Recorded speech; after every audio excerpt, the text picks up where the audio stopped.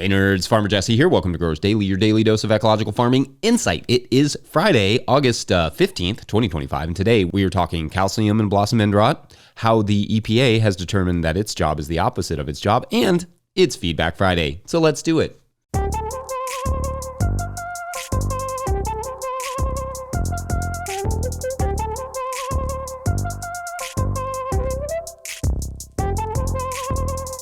All right, happy Friday, everyone. I hope you all are geared up and ready for another fun and exceedingly hot weekend, or at least that's what it is here. The heat is just unrelenting this year. Got a couple great 20-second videos, though, yesterday of fails. One from Lamb's Quarters Farm having raccoons in the sweet corn, and Jasmine in North Alabama fighting unending grasses. I feel that on both fronts, y'all. The solar fence charger going down in the middle of the sweet corn season feels a little too convenient, though, raccoons. Getting a little bit too obvious here.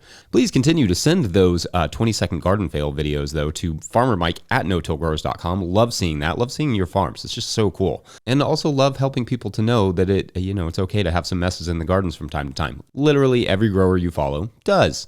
Anyway, it's Friday, which means Feedback Friday, where we explore what you all were saying about this week's topics. On Monday, we talked about language and about water collection, and I also mentioned more watermelon juicing. It's just kind of what I'm doing right now. On that point, at Dulet7960 wrote, quote, any diploid seeded watermelon variety can be used as a pollinizer for triploid seedless melon production. It might be more efficient for a commercial grower to use those small, very seedy, almost inedible types specifically to grow the seedless crop, but in a home garden, just use a high-quality seeded melon for this purpose. Then you can enjoy all the fruits. One seeded plant per 3 seedless plants is typically recommended for good pollination, end quote. So yeah, this is technically true and also kind of a good idea for, home growers. The only concern is that the pollinator melons that come with the seedless melons bloom more and for longer. So the risk of not getting the proper pollination you need for the seedless watermelons is a bit lower if you use the pollinator seeds that they give you. But perhaps if instead of the pollinator melons, you grew maybe 2 melons you liked, the chances are you would, be covered in your pollination. I will say, though, that I kind of like growing the pollinator melons because I don't feel bad just, juicing them. Other melons, I'd feel like I'd have to eat them or sell them, but like these pollinator melons, they're just juice to me. And at this point that I love my watermelon juice. You're welcome, winner me. On the water collection stuff, at NoVampires223, heard that, wrote, quote, I have looked for ways to clean 5,000-gallon tanks. Being disabled, I am not climbing into that tank. I came across info from Canada where it is illegal to let someone climb into the tanks where they use hydrogen peroxide. More research is required, but sounds good to me. It smells better than bleach, and you don't have to scrub the tank. Love your show, Jesse, end quote.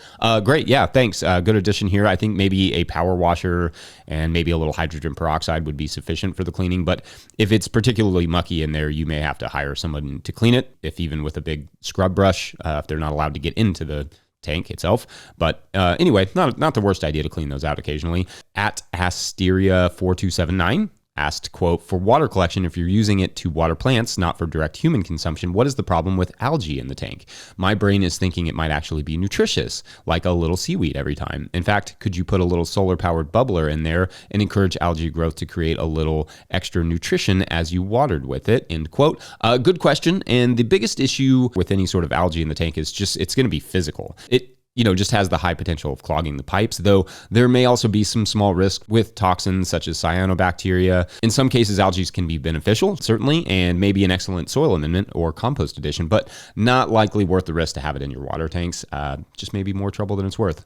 On Tuesday, we discussed flea beetles, and there are lots of good comments and questions in there. At Devin Clement wrote, quote, I recently bought a flame weeder that I haven't really implemented in my system that much yet, LOL, but I wanted to ask if doing an extra slow pass over plots with insect problems could kill off some of the eggs and larvae, or will the soil be too insulating for the heat to affect them, end quote. Great question. And the answer is, probably wouldn't be super effective even if you went slow. Soil is incredibly insulating, which is why you can, for instance, run over a bed of shallowly sown carrots right before they're germinating to clear the bed of weeds that germinated before the carrots do without killing the carrot seed. Like the soil insulates it pretty well. Not that it would hurt necessarily, but that's the idea. At LKSF9820 wrote, quote, "Not a fantastic solution, but I found flea beetles were at their worst in spring. The later on the season got, the less damaging they were. So I potted on, as we call it here, putting susceptible plants in pots and keeping them away from the soil until later on in the year. They were not only bigger and stronger and able to cope, but also the flea beetle activity had died down a bit. More time and expense, but it worked," end quote. Yes, this is a good addition. And in fact, timing is something I neglected to mention about this subject because it is actually referenced several times in the literature. You can time your plantings around their hatchings. For instance, planting potatoes later rather than first thing in the spring. But the flea beetle's prime seasons will differ a bit by species. As market gardeners, waiting longer is not always an option because our job is oftentimes to beat the market. But for sure, there is something to be said with practically any pest about timing your plantings. And if you have the space to pot on/pot up, that can help. Sure. Of course, make sure the plants in the greenhouse are protected too, as flea beetles are clever enough to find the greenhouse tables. Stupid nature in all its intelligence. On Wednesday, we had the great Nathan Rutz on to talk about composting, Pete, a worker-owned co-op operation, and all sorts of other stuff. Lots of complimentary comments about that particular conversation, which is always cool to see when we have guests on. You all are super awesome about that. So thank you. And the Peat Moss segment of the conversation started many good threads in the comment section that will be too much for me to get into here, but you can go and read them over at YouTube. At Brandy Stack wrote, quote, "I desperately want the 5-hour unabridged version of this conversation. You'll just have to come to one of our conferences when Nathan and I get together, and now he drinks beer and I hang out." But anyway, they go on. So cool, getting some history in there. I do want to mention that the study referenced in the peat portion was paid for by the Canadian Spangam Peat Moss Association, and thereby not typically a study I'd put weight behind, but I agree that the alternatives aren't better. Also, I think for a soil purveyor to use peat in conjunction with composting may be closer to carbon neutral. Certainly, Miracle Grow isn't making compost and is an extremely extractive model. Please don't get me started on the microplastics in those synthetic fertilizer balls it comes with. Ugh.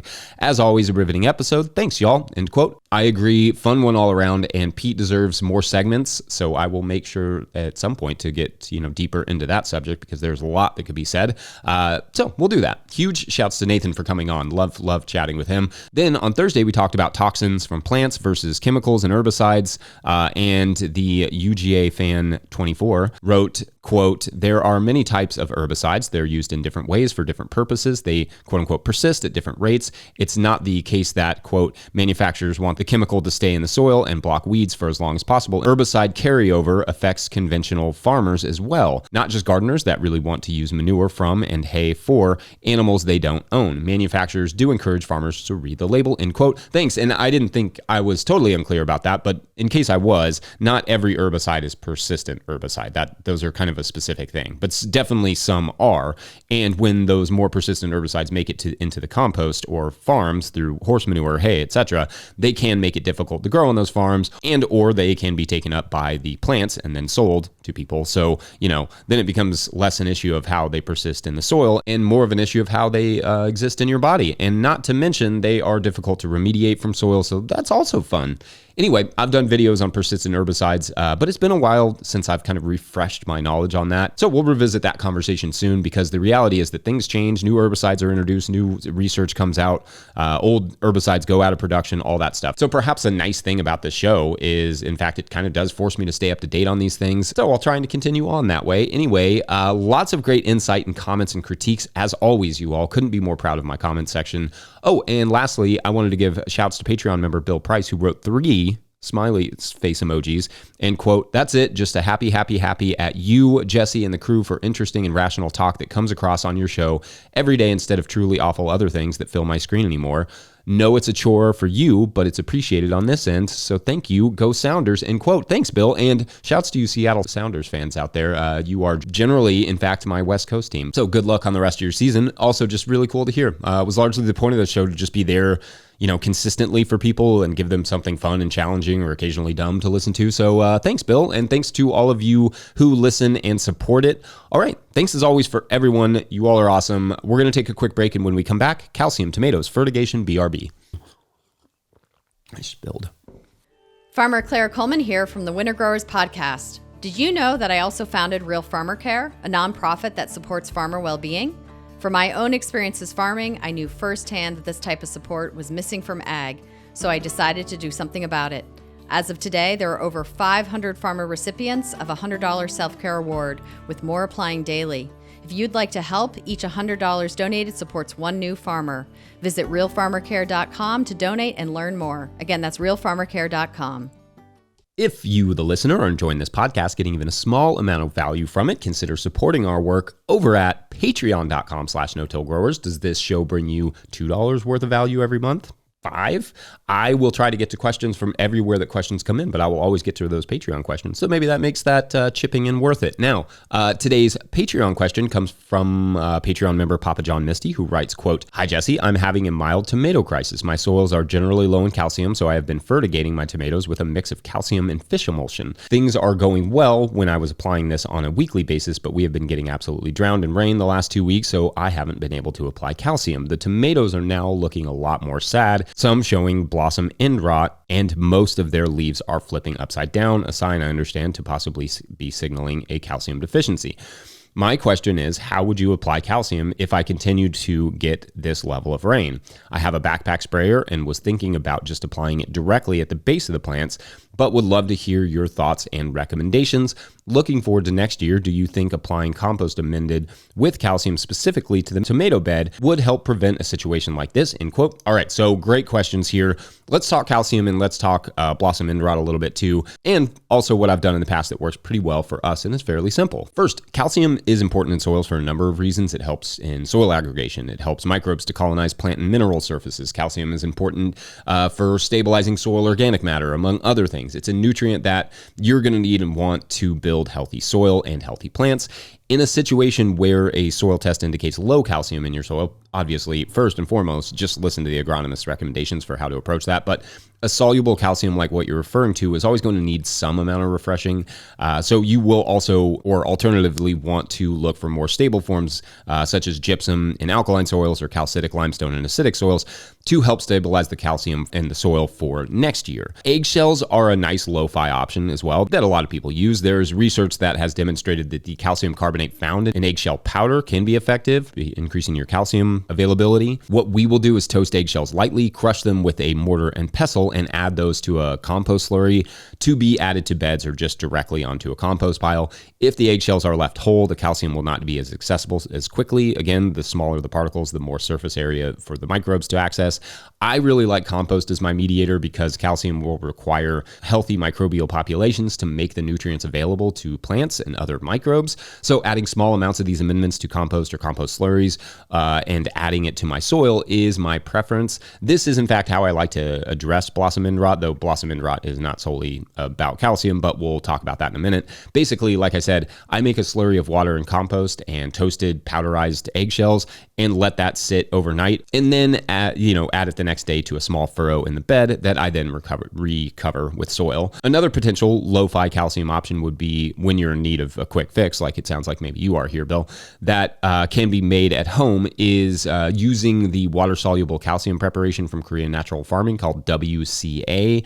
This is made by toasting or grilling small eggshell pieces. Do not burn them. That's not recommended. Then add those to a glass jar, glass container with enough brown rice vinegar to cover it. Usually it's suggested the container be 3/4 full. I think just make sure you get over top of the eggshells. Cover that glass jar with a breathable cloth, and a rubber band usually works fine. Leave that in a cool, dark place for a week or a week and a half. All the bubbling should have ceased by the time that time has elapsed. Then strain it into a jar and store it in room temperature and in a dark place out of the sunlight. And it will store for quite a long time. I don't know exactly how long, I guess, but use it at a ratio of 1 to 1,000, so a little less than a teaspoon per gallon of water. That can be used as a foliar spray, but again, it takes about a week to make, and do not use much more than that 1 to 1,000 ratio or risk, causing some burn to your plants, because there's some vinegar, acetic acid in there, which is a natural herbicide. Now, back to the blossom end rot thing. That is kind of a calcium deficiency, but it is also more of a calcium access thing, meaning oftentimes blossom end rot is actually a sign of a lack of calcium in water or a poor water delivery rather than how much calcium is actually present in the soil itself. Though, of course, in low calcium soils, it can also be a sign of, well, just low calcium. So that may be too little water, but it can also be too much, like your example here, Papa John Misty. But start addressing blossom end rot by addressing the water management first, because that may solve the problem without the need for doing time-intensive tasks like foliar spraying. Or if there's not much you can do about the rain, which most of us can't, I would have happily saved some of our rain from the spring for this fall. Anyway, then a foliar spray may certainly help for the time being. Anyway, I hope that was helpful. Otherwise, we're going to take a quick break, and when we come back, the EPA thinks every day is opposite day. Be right back. Today's episode is brought to you by Farmhand. We know it's peak season, you're busy, but the messages you send now are what drive renewals later. That's why Farmhand is offering free instant access to their farmer-built newsletter builder. No demos, no setup fees, just drop your logo, upload your list, and start sending farm-branded emails that boost sales, engage members, and save you hours each week. Get free access today at farmhand.partners/no-till. That's farmhand.partners/no-till. All right, back to the show. Okay, so the goings-on of the EPA, the Environmental Protection Agency, are not on everyone's radar, but if you believe like I believe, and like the science demonstrates, that the environment and your health are inextricable, then, well, it's not the worst idea to just keep up with what these folks tasked to protect the environment, and by proxy your health, are up to. And given the EPA's actions over the last few months, let's all see if this sounds like a group who has any intention of protecting the environment and your health. So, to back up, this agency was created by Richard Nixon to, well, protect the environment. With massive quantities of unchecked industrial and personal waste, the environment in the late 60s was in a tangibly disastrous state. Quoting Time magazine article on the EPA's history, quote, "The evidence was right in front of citizens' faces. Pollution had gotten bad enough to be undeniable, and science had become advanced enough to make the reasons why clear. In 1963, smog had killed 400 New Yorkers, and the Lake Erie's oxygen content had become so depleted that the center of the lake sustained precious little life. An oil spill off the California coast in 1969 coated 400 square miles with slime and killed hundreds of birds. Scientists announced that auto exhaust was at high enough levels in some places that it could cause birth defects. The city of St. Louis smelled, as one resident put it, like an old-fashioned drugstore on fire," end quote. I've never seen or smelled a drugstore on fire, but somehow that's like the most evocative phrase. Anyway, so the EPA was formed in the summer of 1970, and its first administrator, William D. Ruckelshaus, said the EPA had, quote, "no obligation to promote agriculture or commerce, only the critical obligation to protect and enhance the environment," end quote. Awesome. That's great. We need such an agency. Again, you breathe the environment, you drink the environment, you eat the environment. It is not the worst idea to protect it. So the EPA served that mission, or at least it was supposed to. Until now. In March, current EPA Administrator Lee Zeldin announced a reorientation of the EPA's mission to, quote, "lower the cost of buying a car, heating a home, and running a business," end quote. So effectively, the opposite of the original intention of the agency. Quoting a New York Times article on the subject, quote, "Mr. Zeldin said the EPA would unwind more than 24 protections against air and water pollution. It would overturn limits on soot from smokestacks that have been linked to respiratory problems in humans and premature deaths, as well as restrictions on emissions of mercury, a neurotoxin. It would get rid of the good neighbor rule that it requires states to address their own pollution when it's carried by winds into neighboring states, and it would eliminate enforcement efforts to prioritize the protection of poor and minority communities," end quote. So that's neat. In June, it was reported they wanted to reconsider the ban on the last type of asbestos that was used in the U.S. and was, in fact, banned last year for, causing cancer.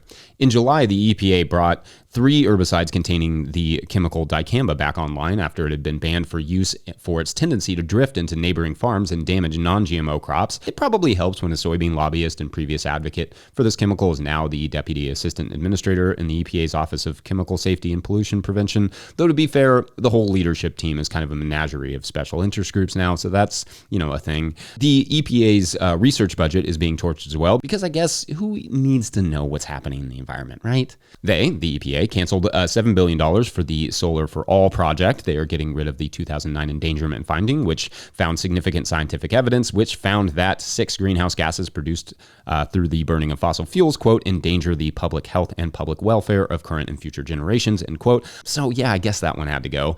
Massive corporations have done superb work inspiring people to amplify the idea of regulations bad over the last few decades. And as a neon sign of that success, the EPA even has a place on their website where you can submit deregulation requests. Not like, hey, what environmental concerns in your area would you like us to investigate as your environmental protection agency, but rather, how can we help you pollute, my friend? And so on and so on. I literally don't have time to write out the exhaustive list of how our environment is being sold out here. Just know it ain't good and it ain't stopping, but it will affect you as a grower and a citizen. Now, there are still good people who work at the EPA for now, who care about its original mission, and I hope they know we're being critical of the leadership, not the researchers and scientists, nerds, etc., who are actually all passionate about environmental protection and, not in this case, corporate protection. I hope those folks can find a way to stay on and steer the ship in a way that protects our environment and our health, even in small ways. But the current direction of this agency by its leadership feels like it's not just a dereliction of duty, but a rigorous, aggressive, calculated betrayal of it. It will affect food, water, and air. Hunters, fishermen, farmers, everyone will lose, except the corporations. They've got a sweet setup here. Anyway, some of this stuff is still open for public comment if you want to, let them hear about it. They have made it masterfully difficult to navigate that, so I'll link that in the show notes. Otherwise, I think that's going to do it for the week. By Friday, don't forget, No-Till Growers is now officially a nonprofit 501c3, so donations are tax deductible and greatly appreciated. You can learn how to chip in the show notes. Please make sure to like and subscribe and or follow wherever you're getting this podcast. That's an easy way to help us out as well. Enormous thank you to all of our show sponsors, and if you'd ever like to sponsor the show, you can reach out to Farmer Michelle at no-tillgrowers.com. Huge shouts to Willie Breeding for the theme music and Mike Hilbert for the production help and editing. Also, shouts to Epidemic Sound for the background music that you can hear.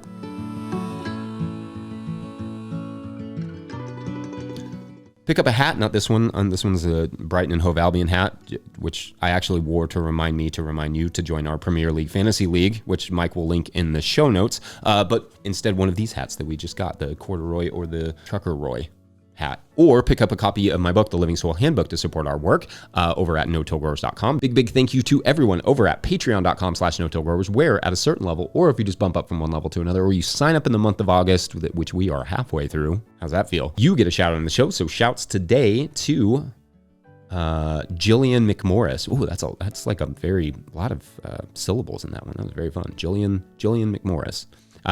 And Patrick Weaver, special shouts to Patrick Weaver too, because he guarantees every week that these stories actually get a resolution. So that's fun. Big ups to our current Sunlight sponsor. Anyway, speaking of resolutions, as you will remember, Zeke, our plumber, and Nerd, our scientist, Zeke's name, not mine, for his name is actually Lenny. They're standing there watching as a root of some sort comes out of the pipe, and it starts, bursts out of the pipe and is sort of scooting around the room, like pushing stuff off tables and seemingly in search of something. Suddenly, the scientist kind of recognizes what's happening here, I think, and rushes across the room, and Lenny sort of reaches under one of the coverings on the table and pulls out a small cage, and it's like not a cage, it's more like a tank, I guess, somewhere in between a cage and a tank. That's not a relevant detail. Anyway, and basically what Zeke can tell is that there are trees in there, or like plants, but they seem to have arms and legs and be moving around. Is this scientist like creating walking plants? The plant root that's scooting around the room finally gets to Lenny in his cage, stopping him from walking up the stairs, and then kind of just loses interest. Instead, it goes, kind of just leaves Lenny there and goes to a table where several vials of a liquid sit, and it sort of spills those onto itself, and then it retreats back into the pipes. Zeke thinks that he definitely thought these were going to be the root's babies or something, and then it was coming to get them, but that clearly isn't the case. Instead, they start to hear a large stomping sound overhead, and the room begins to shake under each of what sound like giant footsteps. Zeke turns to the scientist, who looks absolutely stunned, and says, just so it's clear, this is probably going to take me a little while to fix. Anyway, thanks for watching and or listening. We will see you on Monday. Bye.